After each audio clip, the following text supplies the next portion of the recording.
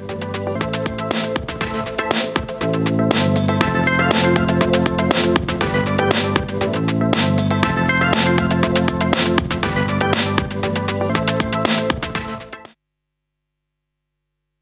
আলাইকুম প্রিয় দর্শক, আপনাদের আমন্ত্রণ জানাচ্ছি আরটিভির সরাসরি সম্প্রচারিত স্বাস্থ্য বিষয়ক পরামর্শমূলক অনুষ্ঠান এসকে ফার্মাসিউটিক্যালস প্রেজেন্টস সুস্থ থাকুন দেখবার জন্য। প্রিয় দর্শক, আমরা যে সকল রোগ সম্পর্কে ভয় পাই অথবা রোগের জটিলতা সম্পর্কে ভয় পাই তার মধ্যে হৃদরোগ অন্যতম। আমাদের বিভিন্ন ধরনের পরিস্থিতিতে হৃদরোগীদের সংখ্যা বেড়ে যায় এবং যে সকল হৃদরোগী ডায়াগনোজড অবস্থায় আছেন তাদেরও চিকিৎসা সম্পর্কে তারা বেশি করে আরও জানতে চান। সে কারণেই আমাদের আজকের আলোচনার বিষয় হৃদরোগ প্রতিরোধ এবং প্রতিকার। প্রিয় দর্শক, আপনারাও চাইলে আমাদের সাথে অংশগ্রহণ করতে পারবেন। আমাদেরকে আপনারা ফোন করুন স্ক্রিনে দেখানো নম্বরে, এবং এই অনুষ্ঠানটি যদি পরবর্তীতে আপনারা দেখতে বা শুনতে চান সেক্ষেত্রে সার্চ করতে পারেন ইউটিউবে youtube.com/RTV লাইফস্টাইল এই ঠিকানায়। আজকের এই গুরুত্বপূর্ণ আলোচনায় আমাদের সাথে অংশগ্রহণ করছেন অধ্যাপক ডাক্তার এম.এ. রশিদ, হৃদরোগ বিশেষজ্ঞ, ইব্রাহিম কার্ডিয়াক হসপিটাল। স্যার, আপনাকে স্বাগত জানাচ্ছি। ধন্যবাদ আপনাকে। জি স্যার, হৃদরোগ সম্পর্কে প্রাথমিকভাবে আপনার কাছে যেভাবে জানতে চাইব তা হলো কি কি ধরনের হৃদরোগ আছে, বা হৃদরোগের অনেকগুলো ধরন আছে, অনেকগুলো রোগ আছে, আপনি সংক্ষেপে যদি প্রথমে কিছু বলেন। ধন্যবাদ আপনাকে। আসলে হৃদরোগ মূলত দুই প্রকার, একটা বাচ্চাদের যেটা, আর একটা হচ্ছে বয়স্কদের। জি, তো বাচ্চাদেরটার অত বেশি জটিলতা অনেক সময় হয় না, কিন্তু মেন কনসার্ন আমরা আছে যে বয়স্কদের নিয়ে, অ্যাডাল্ট কার্ডিয়াক ডিজিজ নিয়ে। তো আমরা যদি চিন্তা করি যে এই বয়স্কদের যে হৃদরোগটা, এর ভিতরে আবার কয়েক প্রকার ভ্যারাইটিস আছে। সেটা একটা হতে পারে যে হৃদপিণ্ডটা, যে মাসলটা, এই মাসলের ডিজিজের কারণে হতে পারে। আবার হতে পারে যে শারীরিক অন্য কোনো রোগ আছে তার কারণে, জেনারেল কোনো ডিজিজ আছে তার কারণে হৃদরোগ হতে পারে। আরেকটা হতে পারে যে কোনো ইনফেকশন যদি হয়, suppose viral infection, bacterial infection হয়েও হৃদরোগ হতে পারে। কিন্তু আমরা কনসার্ন হচ্ছে যে রক্তনালী, হৃদরোগের যে রক্তনালী, যার মাধ্যমে হার্ট সাপ্লাই পায় অক্সিজেন বা ব্লাড পায়, যে করোনারি আর্টারি, এটি হচ্ছে যে সবচেয়ে কনসার্ন। যত হৃদরোগজনিত যতগুলো রোগ আছে তার ভিতরে প্রায় 70% আছে যে করোনারি আর্টারি জনিত হৃদরোগ। অর্থাৎ এটাই আছে মৃত্যুর সবচেয়ে সবচেয়ে বেশি বড় কারণ। পৃথিবীতে যত মৃত্যু হয় তার প্রায় 1/3 মৃত্যুই দেখা যাচ্ছে যে কার্ডিওভাস্কুলার ডিজিজের কারণে হচ্ছে।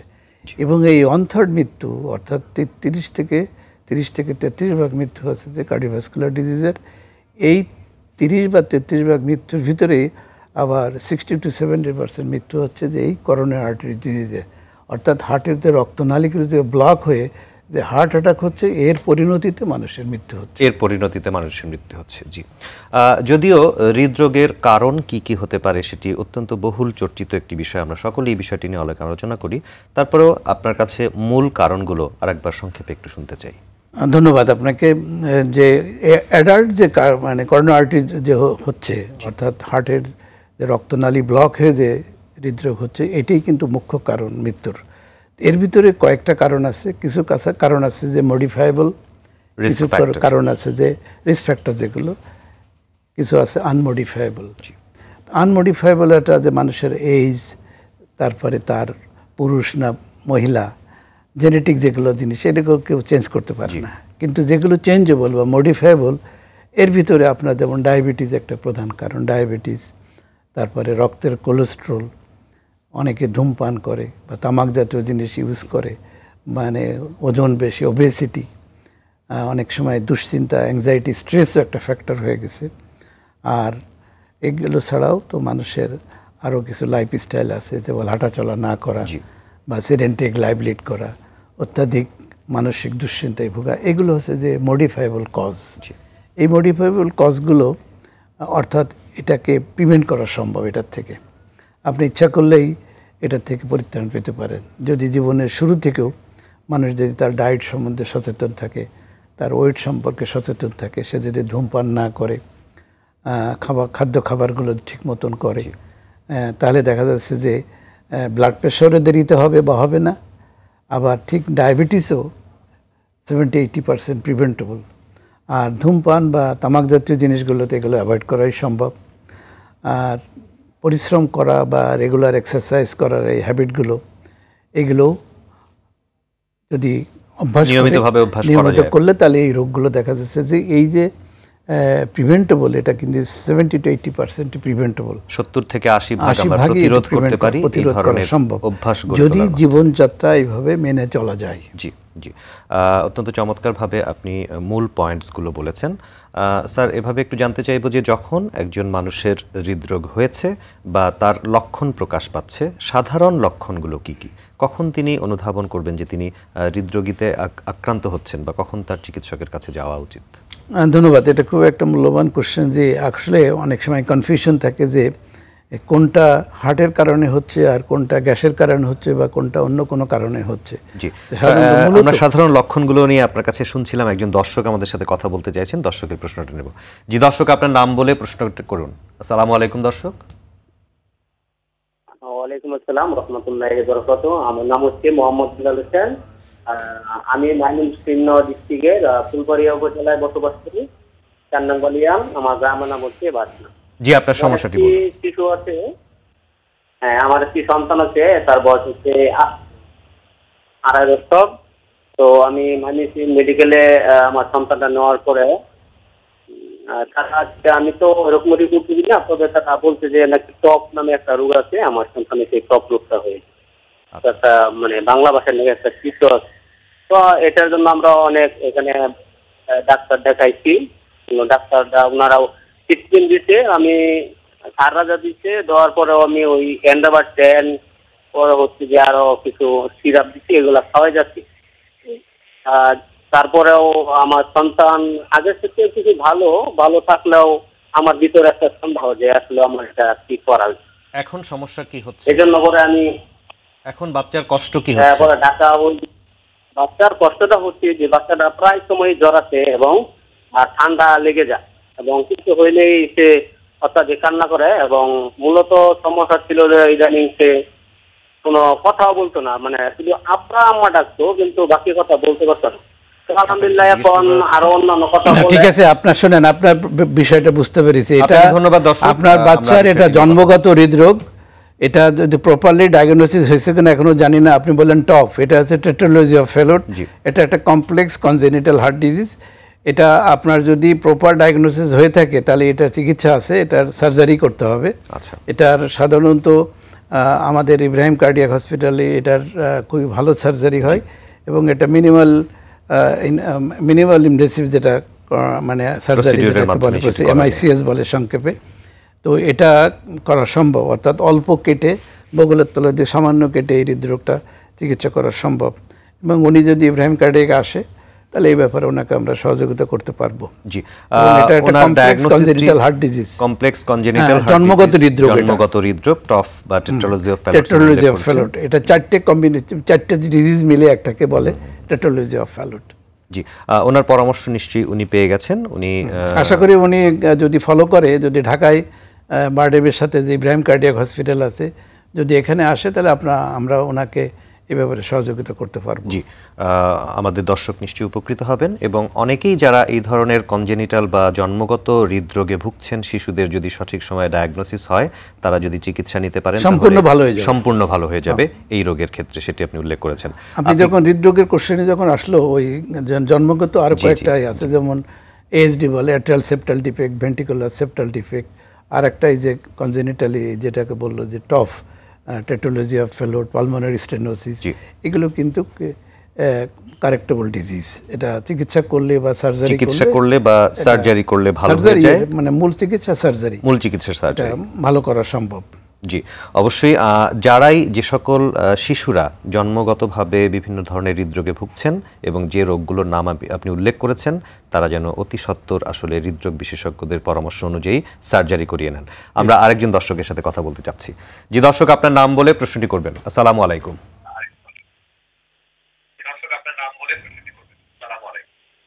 ওয়ালাইকুম আসসালাম। জি বলুন। আমি পলাশ বলছি বাগেরহাট থেকে। জি বলুন পলাশ সাহেব, আমরা শুনছি, আপনি বলুন আপনার সমস্যাটি বলুন। আমার বয়স 50 বছর। জি, আমি লক্ষ্য করছি যে আমার হার্টবিট 60+, আচ্ছা। 70 বিলো, তাই।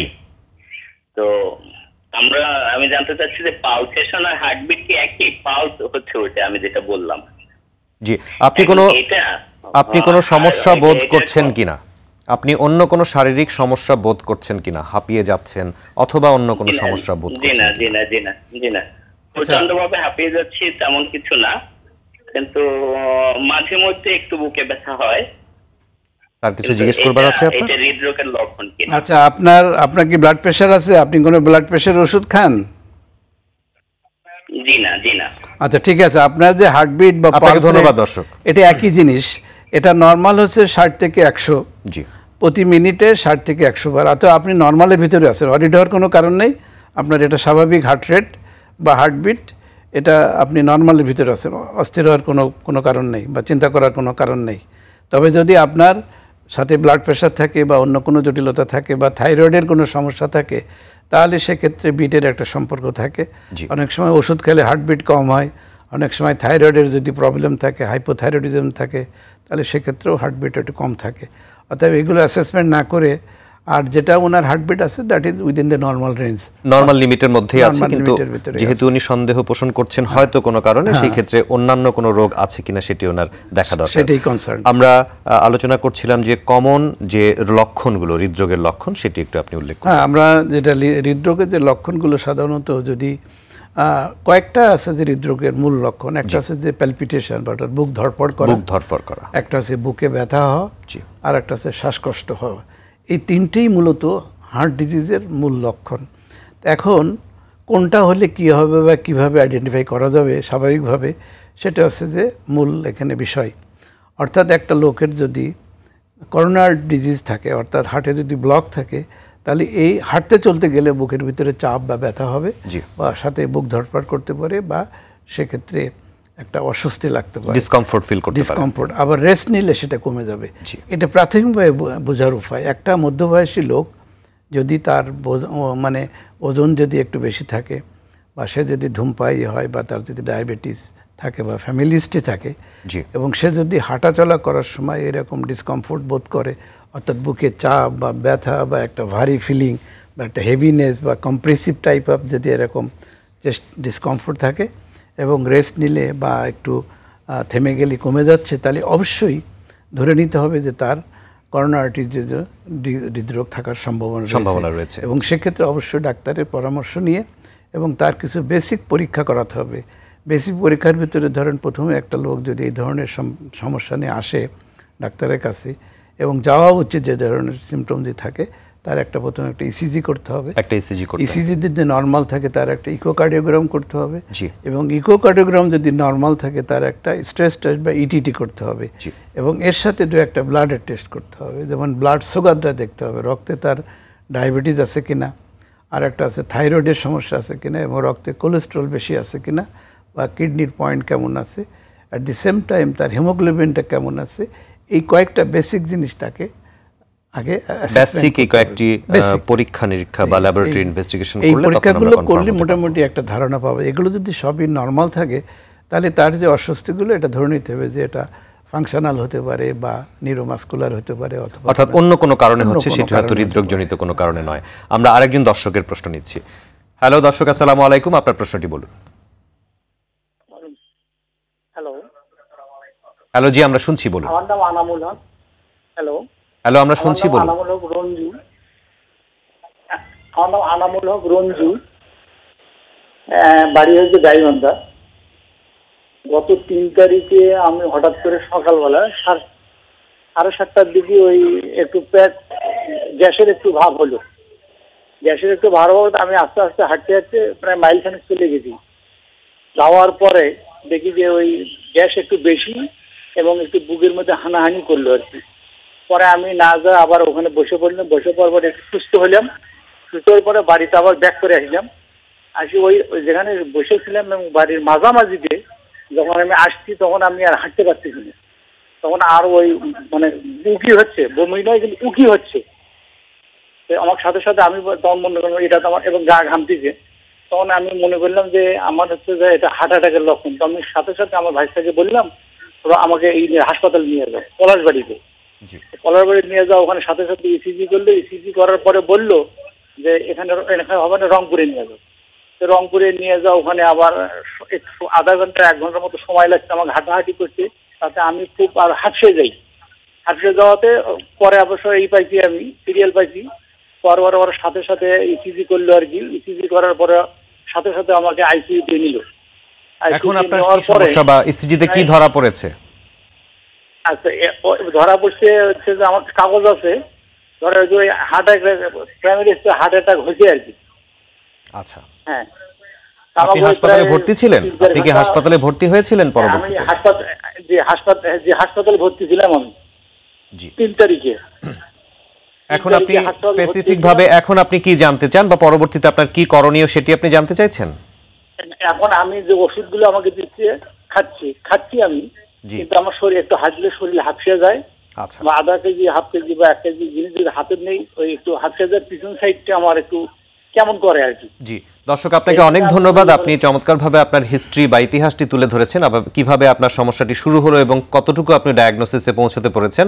পরবর্তীতে আপনার এই সমস্যার জন্য কি করণীয় সেটি নিয়ে আমরা অবশ্যই কথা বলবো। আপনি আমাদের সঙ্গেই থাকবেন। স্যার, আমাদের ছোট্ট একটি বিরতি নেবার সময় হয়ে গেছে। বিরতির পরে আমাদের এই দর্শকের এবং অন্যান্য বিষয় নিয়ে আমরা আলোচনায় ফিরব। প্রিয় দর্শক, এসকে ফার্মাসিউটিক্যালস প্রেজেন্ট সুস্থ থাকুন অনুষ্ঠানের এই পর্যায়ে খুব সংক্ষিপ্ত সময়ের একটি বিরতিতে যাচ্ছি আমরা। কিছুক্ষণের মধ্যেই ফিরবো, আমাদের সঙ্গেই থাকবেন।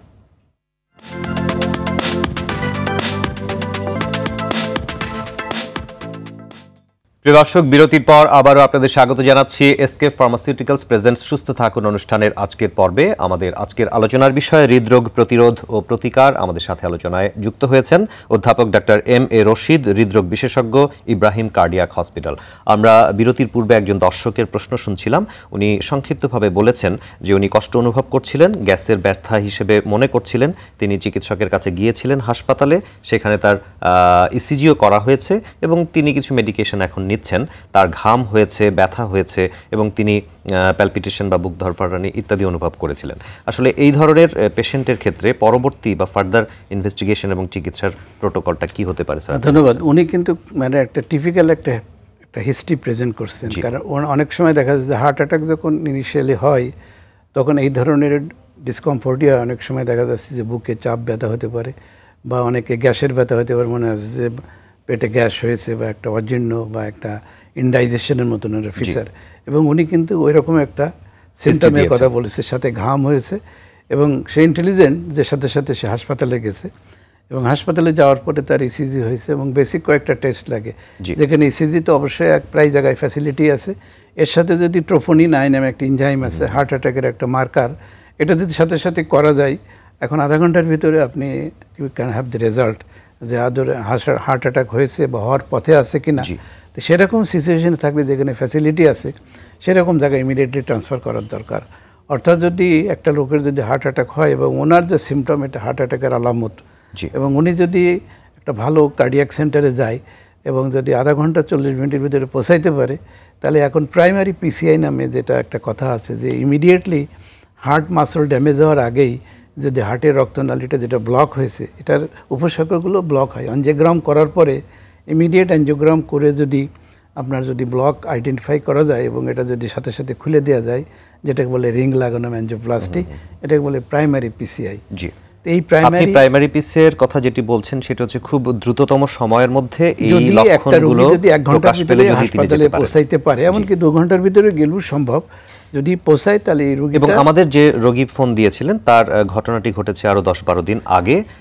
এটা অলরেডি হার্ট অ্যাটাক হয়ে গেছে। এই রোগীর ক্ষেত্রে যেটা হবে, উনি অলরেডি হাসপাতালে গেছে, হয়তো উনি অ্যাঞ্জিওগ্রাম করার জন্য হয়তো ডাক্তার যদি সাজেস্ট না করে থাকে, তাহলে এই রোগীর জন্য অবশ্যই একটা অ্যাঞ্জিওগ্রাম করতে হবে। অবশ্যই একটা অ্যাঞ্জিওগ্রাম করা, করোনারি অ্যাঞ্জিওগ্রাম করে যদি ব্লক পাওয়া যায় তাহলে ব্লকটাকে খুলে দেওয়ার জন্য ব্যবস্থা নিতে হবে। সেটা হতে পারে যে স্টেন্টিং করা লাগতে পারে বা কোনো কোনো ক্ষেত্রে বাইপাসও লাগতে, ওপেন হার্ট সার্জারিও লাগতে পারে। তো ওপেন হার্ট সার্জারির তো সংখ্যা এখন অনেক কমে গেছে।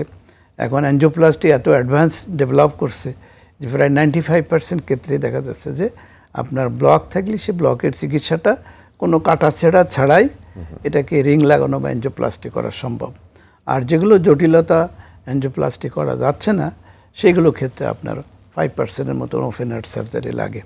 অতএব ওনার যে চিকিৎসা উনি রংপুর মেডিকেল গেছে, এখন রংপুর মেডিকেলেও এখন কিন্তু অ্যানজিওগ্রাম ফ্যাসিলিটি আছে।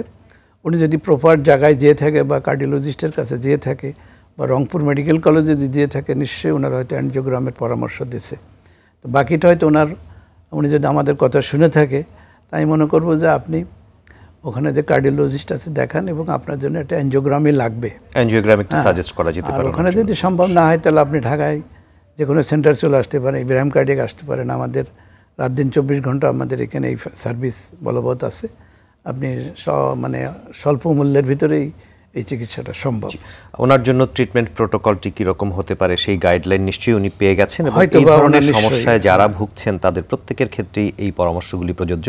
স্যার, আপনি যেহেতু ব্লকের কথা বলছিলেন, অনেক সময় এরকম আমরা শুনে থাকি যে একজন মানুষ ভালো আছেন, তিনি সুস্থ স্বাভাবিক লাইফ লিড করছেন, তিনি আসলে আগে কখনো ভাবেননি যে তার ব্লক থাকতে পারে, বা এরকম অবস্থায় তিনি কখনো যাননি। হঠাৎ করে পরীক্ষা নিরীক্ষা করার পরে জানা গেল যে তার 2টো বা 3টি ব্লক রয়েছে। আসলে স্বাভাবিকভাবেই আমরা অনেকেই এরকম আছি, কিন্তু ভিতরে ভিতরে আমরা এরকম একটি সমস্যা রেখে বা পুষে বেড়াচ্ছি। এই ধরনের রোগীদের ক্ষেত্রে বা আমাদের ক্ষেত্রে আসলে পরামর্শ কি আপনাদের? না, থ্যাংক ইউ। এটা 2 রকম হয়, যেটা একটা আছে যে ক্রনিক করোনারি সিনড্রোম, আর একটা আছে অ্যাকুট করোনারি সিনড্রোম। অ্যাকুট যেটা হয় যে একেবারে বুকে ব্যথা, শ্বাসকষ্ট, বুক ধড়ফড়ানি হঠাৎ করে হলো, তখন হঠাৎ করেই চিকিৎসার লাইনে যেতে হয়, ডাক্তারের সাথে সাথে দেখিয়ে ডাক্তার পরীক্ষা করে এনজাইম, কার্ডিয়াক এনজাইম, মার্কার টার্কার যেগুলো আছে ইত্যাদি করে ইমিডিয়েটলি ব্যবস্থা নেওয়া। আর একটা হচ্ছে যে 2 প্রকার ক্রনিক করোনারি সিনড্রোমের 2টো ধরন আছে। একটা হচ্ছে যে যারা মানুষের রুটিন ইয়ারলি পরীক্ষা নিরীক্ষা করে, এই পরীক্ষা নিরীক্ষা করতে যে হয়তো আইডেন্টিফাইড হয়ে যায়, দেখা যাচ্ছে তার কিছু টেস্ট সাজেস্টিভ যে তার করোনারি ডিজিজ আছে, সেক্ষেত্রে হয়তো কিছু অ্যানজিওগ্রাম বা অন্য যে সমস্ত মডালিটিস আছে বা যে চিকিৎসার সুযোগগুলো আছে এগুলো অ্যাভেল করা যায়। আর একটা হচ্ছে যে সিমটম হয়, যেমন ক্রনিক করোনারি সিনড্রোমে যে আপনি পরিশ্রম করলে বা হাঁটাচলা করলে বুকে ব্যথা হয় বা বুকে চাপ হয়, আবার রেস্ট নিলে কমে যায়। That is very important.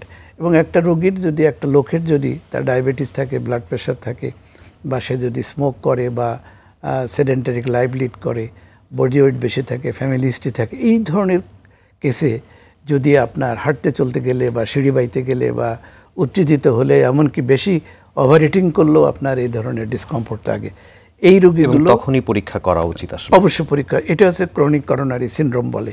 এদের পরীক্ষা করানোর ভিতরে আপনার ধরেন রুটিন পরীক্ষাগুলো করতে হবে, যেমন ইসিজি, ইকোকার্ডিওগ্রাম, যদি ইটিটি সম্ভব হয় ইটিটি, অথবা সরাসরি অ্যানজিওগ্রামে যাওয়া। এটা ডিপেন্ড করে তার সিমটমের উপরে, তার প্রাইমারি ফাইন্ডিংসের উপরে। প্রাইমারি ফাইন্ডিংসের উপরে যদি আমরা এই পরীক্ষা নিরীক্ষাগুলো করতে পারি, তাহলে আমরা সঠিক ডায়াগনোসিসে পৌঁছতে পারবো সঠিক সময়ে, এবং তার পরবর্তীতে কিভাবে চিকিৎসা নিতে হবে সেটিও আপনি কিছুক্ষণ আগে উল্লেখ করেছেন। স্যার, আমাদের সময় আজকের মতো শেষ হয়ে গেছে। আপনাকে অনেক ধন্যবাদ। অনেক দর্শকের প্রশ্নের উত্তর আপনার মাধ্যমে আমরা জানাতে পেরেছি, নিশ্চয়ই তারা উপকৃত হবেন, দর্শকরা নিশ্চয়ই উপকৃত হবেন। আপনাকে অনেক ধন্যবাদ। ধন্যবাদ আপনাকে, ধন্যবাদ আরটিভিকে। জি, ধন্যবাদ স্যার। প্রিয় দর্শক, এতক্ষণ আমরা এসকে ফার্মাসিউটিক্যালস কোম্পানি লিমিটেডের সৌজন্যে স্বাস্থ্য অনুষ্ঠানে আজকে আমরা আলোচনা করেছি হৃদরোগ প্রতিরোধ এবং প্রতিকার এই বিষয়টি নিয়ে।